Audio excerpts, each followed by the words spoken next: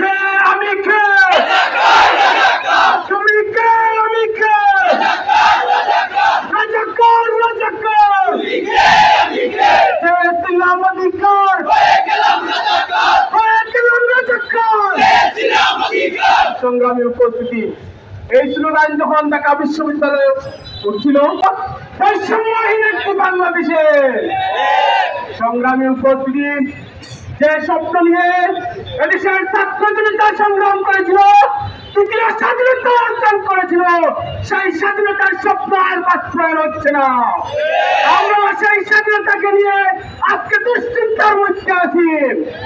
সংগ্রামী বন্ধুগণ, আমরা বলতে চাই, আপনারা দেখেছেন জুলাই বিপ্লবে যারা শ্রম দিয়েছিল, যারা গান জড়িয়েছিল, যারা জীবন স্যাক্রিফাইস করেছিল, যারা আহত হয়েছিল, যারা পঙ্গুত্বকরণ করেছিল, তাদেরকে আজ কোন সমাবেশে পাওয়া যায় না।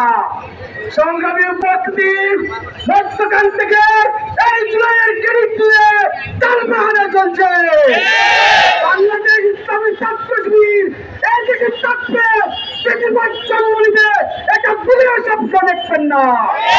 সংগ্রামী উপস্থিতি, আমরা বলতে চাই, যারা বেশিরভাগের স্বপ্ন দেখেন, যারা এই জুলাইয়ের ক্রেডিটকে নিয়ে রাজনীতি করতে চান, আপনারা আবার লক্ষ্য বেশিরভাগ তৈরি করতেছেন।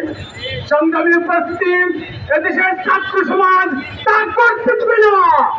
সম্মানিত উপস্থিতি, আমরা আরো বলতে চাই, আপনারা দেখেছেন নতুন করে কিছু লোক ক্ষমতায় যাওয়ার পূর্বে ক্ষমতার অপব্যবহার করতেছে। এদেশের ছাত্র সমাজকে এক পয়সার মূল্যায়ন করছে না। ক্যাম্পাসে নির্যাতনের রাজনীতি, ট্যাগিংয়ের রাজনীতি, সেট বাণিজ্যের রাজনীতি করতে যাচ্ছে। আমরা এখান থেকে ঘোষণা দিতে চাই, সাবধান করে দিতে চাই, যারা জুলাইয়ের পূর্বে বিগত 16 বছর অপরাজনীতি করেছে, তাদের একটি দেশে স্থান হয়েছে। আমরা আহ্বান করতে চাই, আমাদের ক্যাম্পাস থেকে সুন্দরভাবে সাজাতে হবে। আমাদের ক্যাম্পাসে আমাদের শিক্ষা ব্যবস্থাকারী সাজিয়ে এদেশের শিক্ষা ব্যবস্থাকে হবে। সংগ্রাম সবাইকে আমরা আরো বলতে চাই, যে সংগ্রামী উপস্থিতি, এই জুলাইয়ে যারা স্বাগত করেছে, যারা জীবন দিয়েছে, তাদেরকে রাষ্ট্রীয়ভাবে শহীদের মর্যাদা দিতে হবে। সম্মানিত উপস্থিতি, সেই শহীদদের পরিবারকে পুনর্বাসনের দায়িত্ব দিতে হবে। যারা আহত হয়েছে, সংযুক্ত হয়েছে, তাদের সুচিকিৎসার ব্যবস্থা করতে হবে। সংগ্রামী উপস্থিতি, আপনারা অনেক কষ্ট করে সময় দিয়েছেন, অনেক কষ্ট করে সময় দিয়েছি।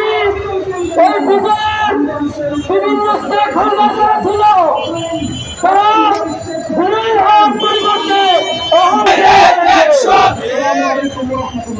সহস্রাধিক ছাত্র জনতার জীবনের বিনিময়ে তারা উপদেষ্টার চেয়ারে বসেছে। 1 বছর পার হয়ে গেছে, একজন খুনি, একজন সন্ত্রাসীর বিচার এখনো নিশ্চিত করতে পারে না। আমরা দেখেছি 2 সহস্রাধিক শহীদ পরিবারের পুনর্বাসন করতে তারা ব্যর্থ হয়েছে। আমরা দেখেছি আহতরা এখনো হসপিটালে, এখনো বাড়িতে অবস্থান করছে। আহতদের নিয়ে এই সরকারের কোনো প্ল্যান নাই। আমরা দেখেছি এই বিজয়ের যারা স্টেক হোল্ডার ছিল, যারা রাজপথে আন্দোলন করেছে, তারা কেউ কেউ এখন মহানায়ক হিসেবে আবির্ভূত হতে যাচ্ছে, আর বাকিদেরকে সবাইকে মাইনাস করে দেওয়ার চেষ্টা হচ্ছে। আমরা বলতে চাই, ইসলামী ছাত্র শিবির শুরু থেকে বলে আসছে, এই আন্দোলনের যদি কোনো মাস্টার মাইন্ড থাকে, এই আন্দোলনের যদি কোনো প্রেরণার উৎস থাকে, সেটা হচ্ছে আমাদের শহীদেরা, সেটা হচ্ছে আমাদের গাজীরা। এই আন্দোলনের আলাদা কোনো মাস্টার মাইন্ড নাই। প্রিয় উপস্থিতি, আমরা বলতে চাই, ইসলামী ছাত্র শিবিরকে নিয়ে যুগে যুগে ষড়যন্ত্র করা হয়েছে। শহীদ আবরার ফাহাদকে শুধুমাত্র শিবির কর্মী বলে ট্যাগ দিয়ে হত্যা করা জায়েজ করার চেষ্টা করা হয়েছে।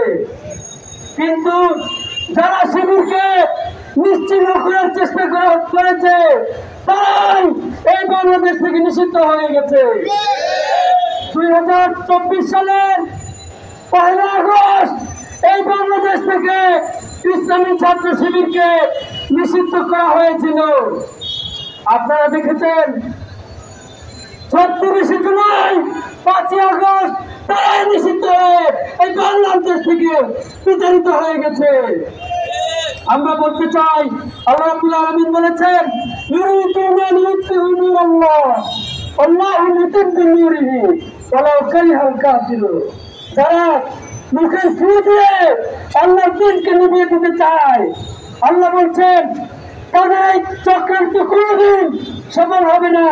আল্লাহ তার নূরকে প্রজ্বলিত করবেন ইনশাআল্লাহ। আজকের এই জুলাই বিপ্লবের 1 বছর পূর্তি উপলক্ষে ছাত্র জনতাকে বলতে চাই, আসুন এখন সময় ঐক্যের, এখন বিভক্তির সময় নয়।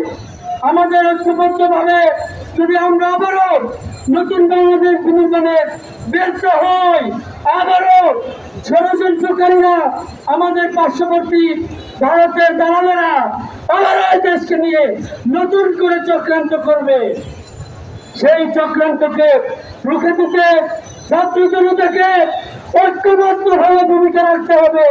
আপনারা কি রাজি আছেন? দিনের